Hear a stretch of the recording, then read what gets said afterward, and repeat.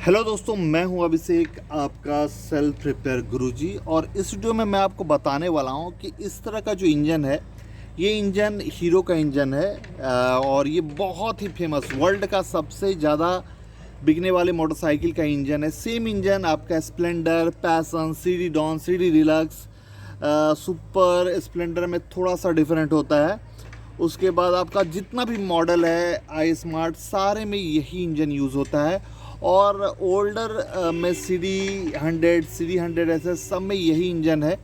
जो basic construction है वही सेम है, थोड़ा बहुत इस सीसी का डिफरेंस है। तो अगर एक बार आप देख लेंगे कि इसका क्लच प्लेट या क्लच असेंबली कैसे रिप्लेस होता है, तो आप कोई भी मोटरसाइकिल जो हीरो होंडा का इस तरह का है या हीरो का है जो 100 सीसी का है, उसमें आप बहुत ही ईजिली कर सकेंगे।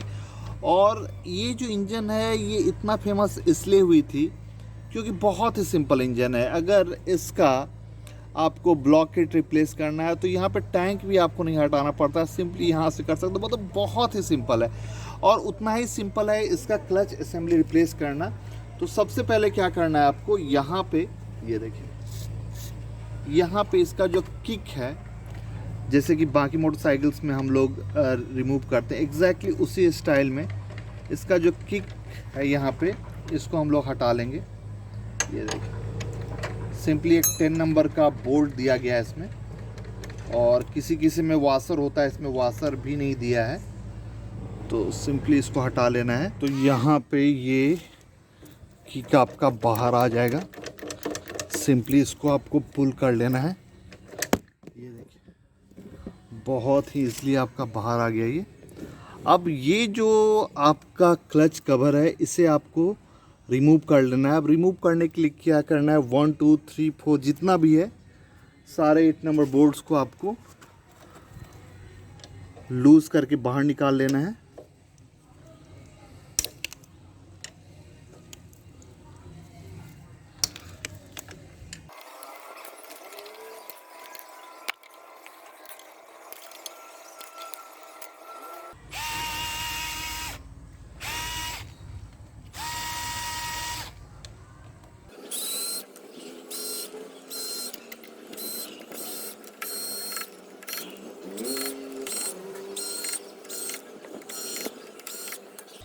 अब यहाँ पे सारे बोल्ट्स को निकाल लेना है। और जब भी आप कोई भी बोल्ट निकालते हैं तो यहाँ पे इसके साइज़ को भी आपको कंपेयर करते चले जाना है। ये देखिए, क्योंकि यहाँ पे छोटा बड़ा होता है। तो ये देखिए, यहाँ पे साइज़ का डिफरेंस आता है। ये देखिए, ये सही है। यहाँ पे 3 बोल्ट जो है वो डिफरेंट साइज़ का है। ये देखिए, तो यहाँ पे 4 साइजेस है, 1 2 3। ये देखिए, ये दोनों सेम है तो 3 साइजेस है।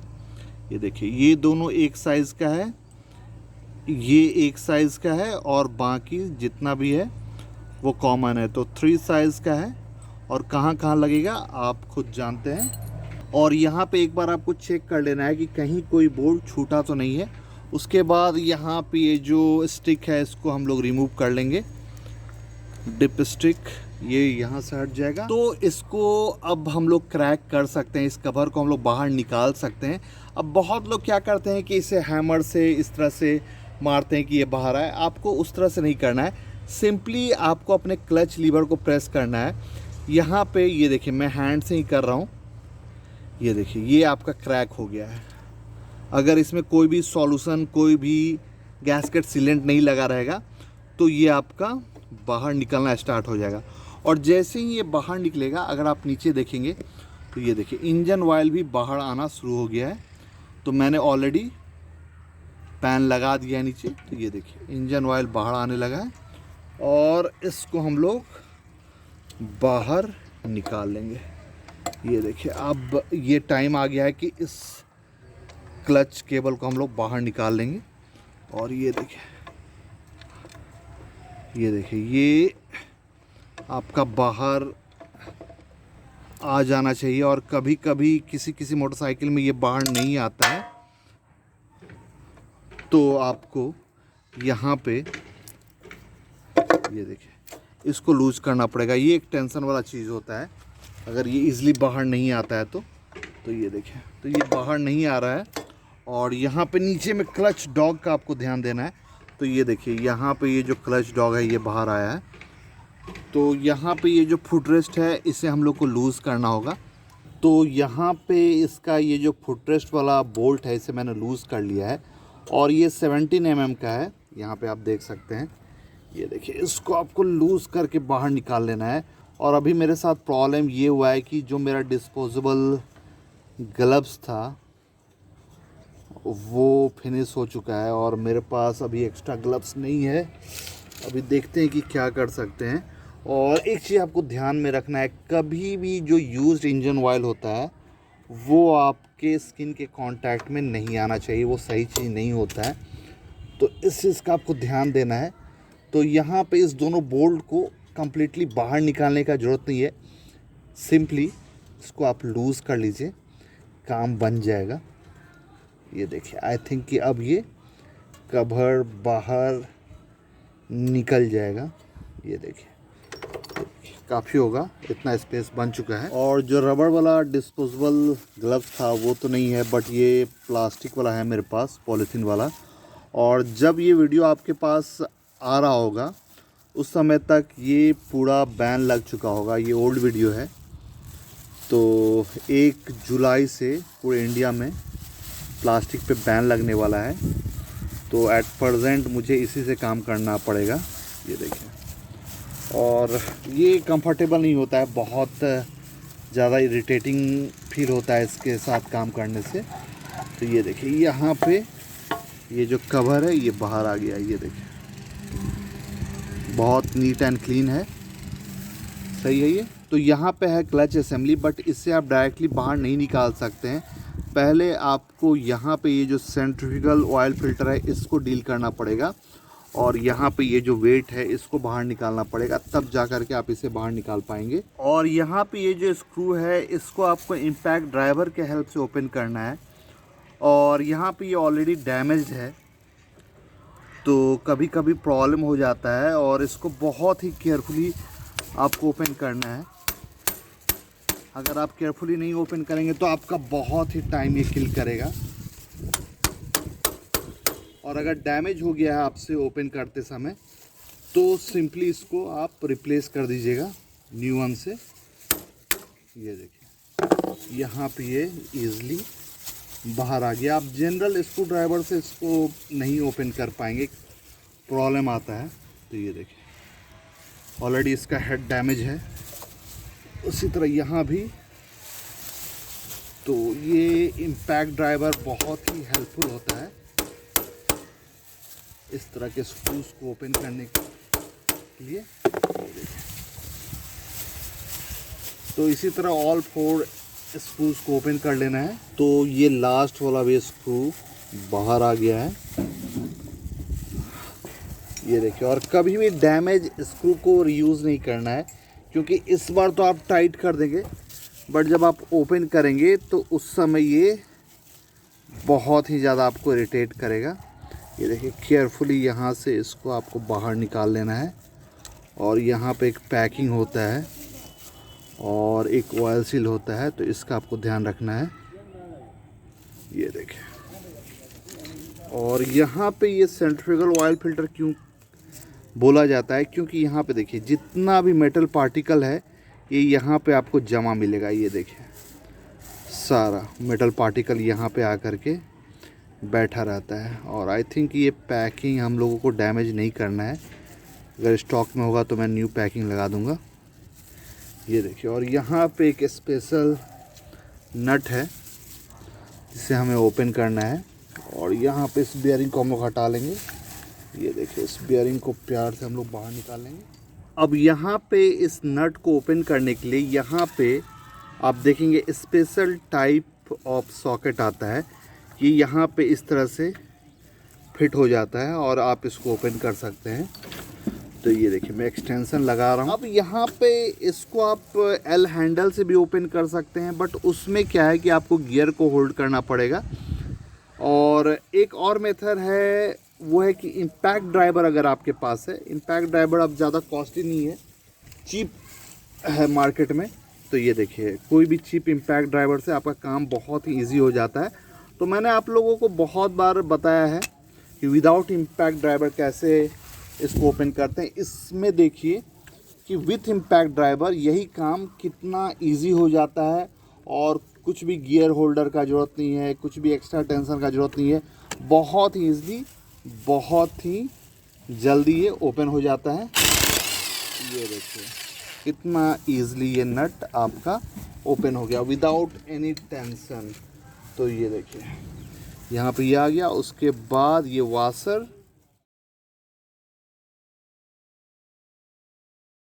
तो ये जो वेट है या सेंट्रीफ्यूगल ऑयल फिल्टर आप कह सकते हैं, ये आपका बाहर आ गया। और यहाँ पे अगर आप देखेंगे तो जितना भी मेटल पार्टिकल रहता है तो वो यहीं पे आके जमा रहता है, क्योंकि ये हेवी रहता है। और अगर हेवी है तो इस जगह आकर के बैठ जाता है और ये बाहर नहीं जाता है, खुद से ये फिल्टर हो जाता है जो भी मेटल पार्टिकल है, बिकॉज ऑफ सेंट्रीफ्यूगल एक्शन।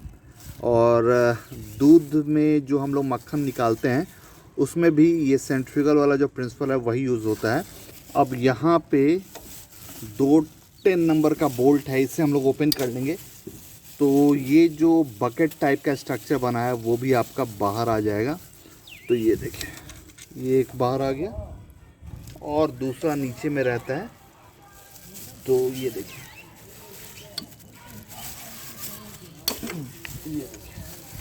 दूसरा ये भी आपका बाहर आ जाएगा। ये देखिए आपका ये जो बकेट है जो कि क्लच प्लेट को हमेशा वेट रखता है, वो आपका बाहर आ जाएगा। और इसमें थोड़ा सा इंजन ऑयल रहता है, तो इसको आपको बाहर निकाल लेना है इस तरह से। ये देखिए आपका बाहर आ जाएगा ये। अब यहाँ पे क्लच असेंबली में भी एक स्पेशल नट होता है इसी टाइप का। इसको ओपन करने के लिए यहाँ पे ये देखिए एक स्पेशल सॉकेट आता है, और ये कंपनी भी आप देख सकते हैं, इसका पार्ट नंबर या साइज जो भी आप कहिए वो भी आप देख सकते हैं, और ये इजीली मिल जाता है। और यहाँ पे कंप्लीट असेंबली अगर आपको बाहर निकालना है तो इस तरह का आपको परचेज़ करना पड़ेगा, इससे काम नहीं चलेगा, क्योंकि ये अंदर जा ही नहीं पाता है। साइज़ डिफरेंट होता है, या अंदर का साइज़ सही रहा तो ये जो मोटा वाला रहता है ये नहीं जा पाता है प्लेट के अंदर।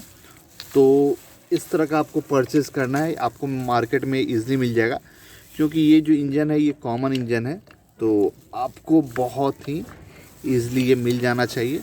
और इसको आपको वहाँ पे फिट कर लेना है। ये देखिए, और यहाँ पे एक चीज़ इम्पॉर्टेंट है जो कि आपको ध्यान रखना है, वो है इसमें दोनों है वो राइट हैंड स्क्रू है, किसी में भी उल्टा थ्रेड नहीं है, मतलब लेफ्ट हैंड थ्रेड नहीं है। तो ये आपको ध्यान रखना है। ये देखिए आपको इसको प्रॉपरली लगा लेना है, ये थोड़ा सा टाइट फिटिंग रहता है। ये देखिए सही है, ये आ गया। और डायरेक्शन ऑफ रोटेशन इसमें इधर होगा। ये देखिए ये अगर आपको बाहर निकालना है, मेरे थंब को देखिए बाहर निकालना है, तो डायरेक्शन ऑफ रोटेशन ये होगा। ये मेरा राइट हैंड है, तो direction of rotation anti clockwise होगा यहाँ पे। तो यहाँ पे देखिए मैं रोटेट कर रहा हूँ इम्पैक्ट ड्राइवर से, और ये बहुत ही ईजिली आपका बाहर आ जाना चाहिए। कभी कभी ये थोड़ा टाइट रहता है तो टाइम लेता है, नहीं तो ये ईजिली आपका बाहर आ जाता है। ये देखिए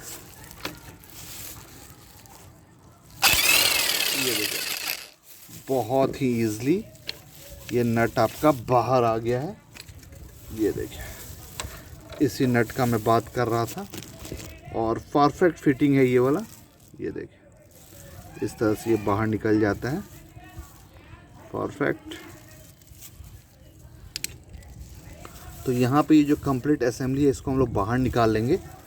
ये देखिए कंप्लीट असेंबली ही को बाहर निकाल लेना है। और अंदर में एक वाशर रहता है, 2 कट वाशर और एक इस तरह का वाशर रहता है, और इधर भी अंदर में एक वाशर रहता है। तो ये सब आपको ध्यान देना है।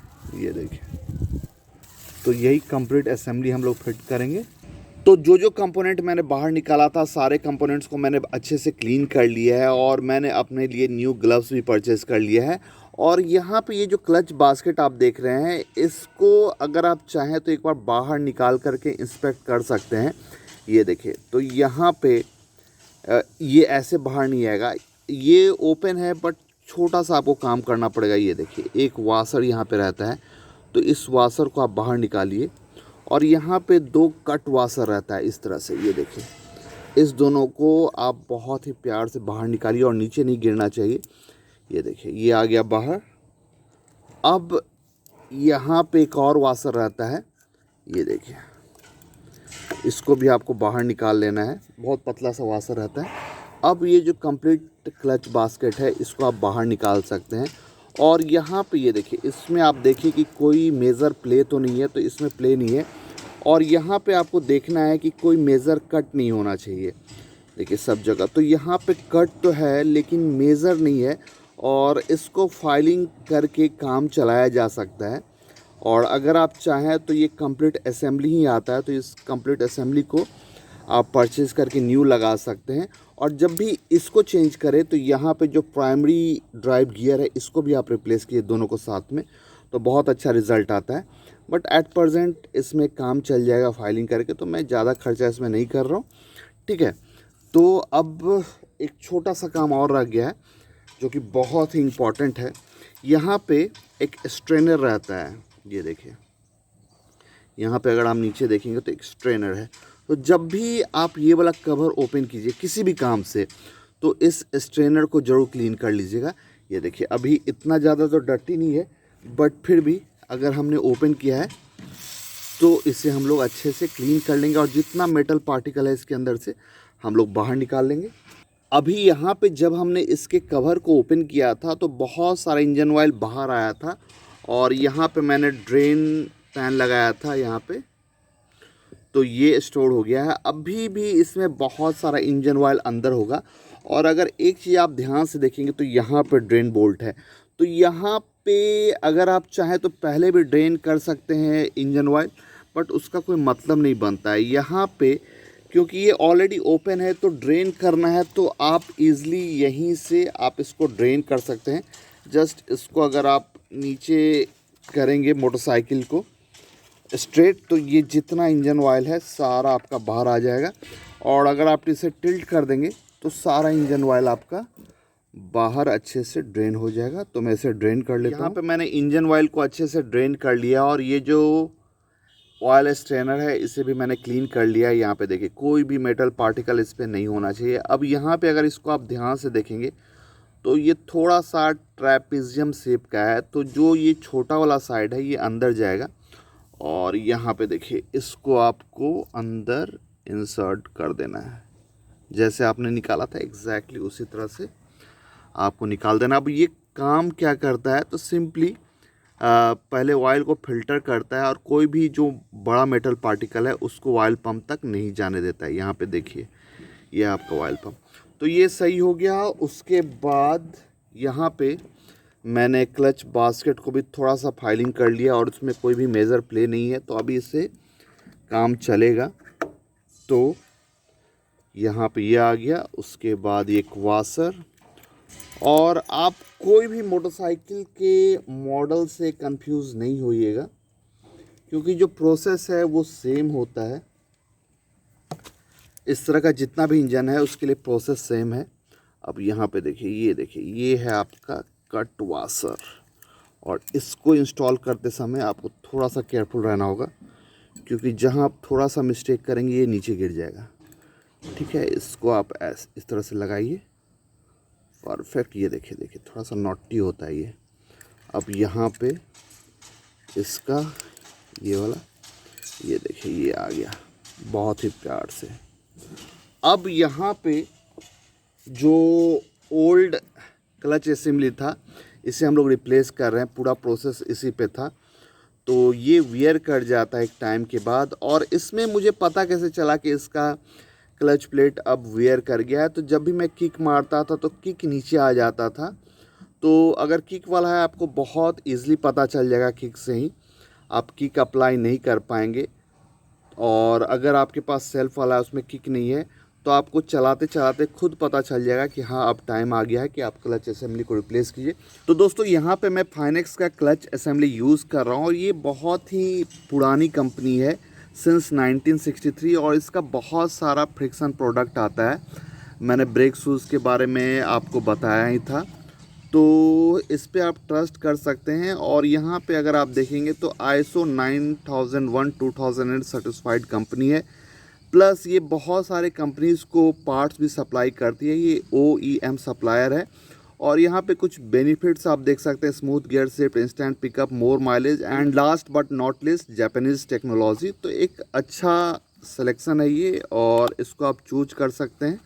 और ये बहुत सारे मोटरसाइकिल्स के लिए क्लच असेंबली बनाती है, तो आप इसको यूज कर सकते हैं। और कंप्लीट असेंबली ही आता है, clutch centre, clutch hub, friction plate, pressure plate, यहाँ पे ये वाला प्लेट, स्प्रिंग, पूरा असेंबली ही ये आता है। तो यहाँ पे सिंपली इस कंप्लीट असेंबली को आपको लेना है और इसके अंदर आपको इसे फिट कर देना है। ये देखिए, ये आराम से अंदर चला जाएगा। और कभी कभी अगर ये प्रॉब्लम करे तो यहाँ पे जो स्प्लाइन स्ट्रक्चर बना है उसको आपको मैच करना है, तो ये सिंपली अंदर चला जाएगा। उसके बाद यहाँ पे इसका वाशर, और ये फ्लैट वाशर नहीं होता है, इसमें देखिएगा ये थोड़ा कर्व पोर्शन है, तो इसको ऊपर रखना है, आपको शायद पता चल रहा होगा। ये देखिए यहाँ पे ये आ गया। और यहाँ पे इसका स्पेशल नट, और इसमें राइट हैंड थ्रेड होता है, तो सिंपली इसे हम लोग यहाँ पे लगा देंगे। ये देखिए, और इसको टाइट कर देना है। यहाँ पे इसका क्लच रिलीज़ बियरिंग, इसे भी हम लोग फिट कर देंगे। और बियरिंग को भी आपको चेक कर लेना है, अगर ये वियर कर गया है तो इसे भी रिप्लेस कीजिए, एक अच्छा टाइम है। कभी कभी ये टूट जाता है और आपका इंजन काम करना बंद कर देता है, तो अभी ये सही है, परफेक्ट, कोई प्रॉब्लम नहीं है। और कैसे चेक करते हैं बियरिंग को, ये भी मैंने आप लोगों को बहुत सारे वीडियोज़ में बताया है। अब यहाँ पे ये जो वेट है और जो सेंट्रीफ्यूगल ऑयल फिल्टर का जो पार्ट है ये आपका अंदर आ जाएगा। उसके बाद ये स्पेशल वाशर ये भी आ गया, और ये स्पेशल नट, और यहाँ भी ये राइट हैंड ही है। बजाज में आपका राइट हैंड और लेफ्ट हैंड दोनों मिलता है, बट इसमें सेम है। उसके बाद इम्पैक्ट ड्राइवर के हेल्प से इसे भी हम लोग टाइट कर देंगे। यहाँ पे हम लोग न्यू पैकिंग लगा देंगे, मेरे पास पैकिंग था तो मैंने न्यू यहाँ पे लगा दिया। आप भी ट्राई कीजिए कि अगर आपके पास पैकिंग किट है या अगर आप परचेस करते हैं तो यहाँ पे न्यू लगाइए। उसके बाद यहाँ पे ये कवर, और अगर आपके पास न्यू ऑयल सील किट है तो यहाँ पे ऑयल सील भी आप चेंज कर सकते हैं, बट एट प्रेजेंट ये सही है और मैं इसे रिप्लेस नहीं कर रहा हूँ। तो यहाँ पे देखिए ये यहाँ पे आ जाएगा, ये देखिए मैच करना चाहिए।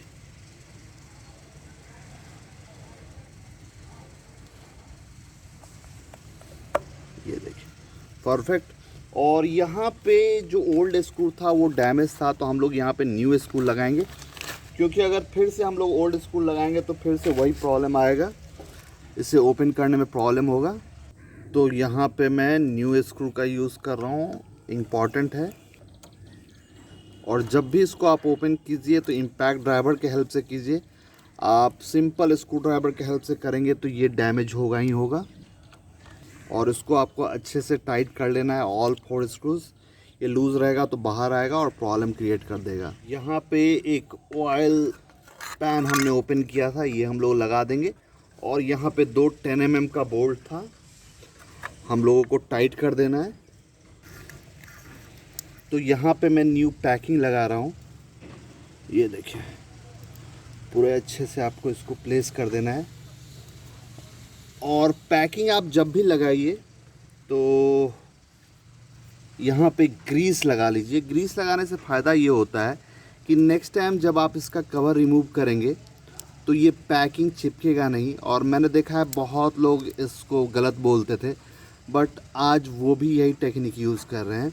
ग्रीस लगाने से होता क्या है कि आप इजीली इसको रिमूव कर सकते हैं नेक्स्ट टाइम, नहीं तो बहुत ज़्यादा टाइम वेस्ट होता है इसको रिमूव करने में। और थोड़ा सा भी अगर ओल्ड वाला बच गया तो वहाँ पे वो लीकेज स्टार्ट कर देता है। तो ये बहुत इम्पॉर्टेंट है। और मैंने देखा है बहुत लोग क्या करते हैं कि इसमें गैस्केट सीलेंट ये वो लगा देते हैं। तो जब तक इसका फेस सही है तब तक आपको कोई गैस्केट सीलेंट ये सब लगाने का ज़रूरत नहीं है। फेस सही है, यहाँ पे न्यू आप पैकिंग लगा दिए, वो आपका मोर देन 1000% श्योर रहिएगा आप कि यहाँ से कोई भी ऑयल का लीकेज नहीं होगा।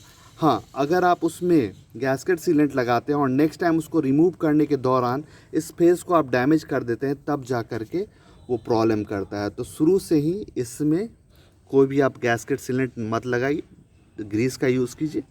बहुत ही ईजी रहता है, काम बहुत ही ईजी हो जाता है। ये कवर है और कवर में यहाँ पे ये देखिए ये इस तरह से ऑपरेट होता है अंदर में। और यहाँ पे एक क्लच डॉग रहता है, इसको आपको यहाँ पे बिठा देना है। और ये देखिए इस तरह से आपका क्लच ऑपरेट होता है। डिसंगेज इंगेज, डिसंगेज इंगेज, इस तरह से ये काम करता है। ये देखिए, तो यहाँ पे इसको बिठा देना है। और एक छोटा सा काम आप और कर सकते हैं, यहाँ पे आप इंजन ऑयल पोर कीजिए और यहाँ से बाहर आना चाहिए।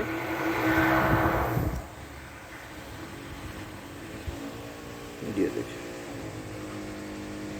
तो ये देखिए, तो ये सर्किट क्लियर है। तो मैंने यहाँ से पोर किया और वहाँ से बाहर आ रहा है, मतलब ये सर्किट सही है। अब हम लोग इसको फिट कर देंगे। यहाँ पे थोड़ा सा आप इंजन ऑयल लगा लीजिए ताकि आपका जो ऑयल सील है वो डैमेज ना हो इंसर्ट करने के टाइम पे। और यहाँ पे फिर ये जो कवर है ये रेडी है इंसर्ट करने के लिए। और इंसर्ट करते समय इसका ध्यान रखना है, ये बाहर नहीं आना चाहिए।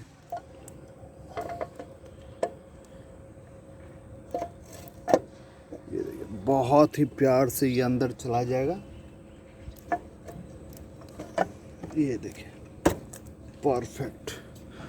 अब जितना भी इसका बोल्ट था जिस सीक्वेंस में हमने ओपन किया था उसे हम लोग टाइट कर देंगे। यहाँ पे सबसे बड़ा आ जाएगा, तो उसके बाद यहाँ पे उससे छोटा, और सेम, ये दोनों सेम है। उसके बाद यहाँ पे सारा एक ही साइज़ का आ जाएगा। और सारे बोल्ट्स को आप लगाने के बाद देखेंगे तो ये जो डिस्टेंस है जो थ्रेडेड पोर्शन वाला है वो सेम होगा। यहाँ भी सेम है, यहाँ भी सेम है, सब में सेम है।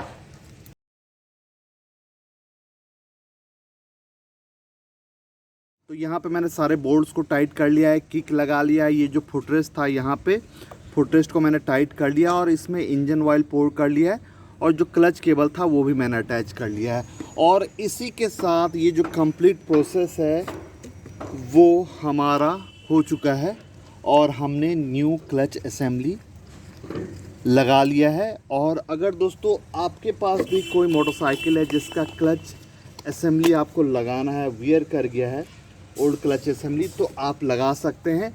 और ये जो कंपनी है फाइनेक्स, इसको आप कंसिडर कर सकते हैं। एक रीज़नेबल रेट पे एक अच्छा प्रोडक्ट आपको मिलता है। तो दोस्तों यही था इस वीडियो में। प्लीज़ वीडियो लाइक किया, अपने दोस्तों में शेयर किया, चैनल सब्सक्राइब किया और साथ में उस बेल आइकन को प्रेस किया ताकि जब भी मैं कोई नया वीडियो आपके लिए बनाऊं तो आपको नोटिफिकेशन मिल सके और आप उसे सबसे पहले देख सकें। And at last thank you for watching. मिलते हैं नेक्स्ट वीडियो में।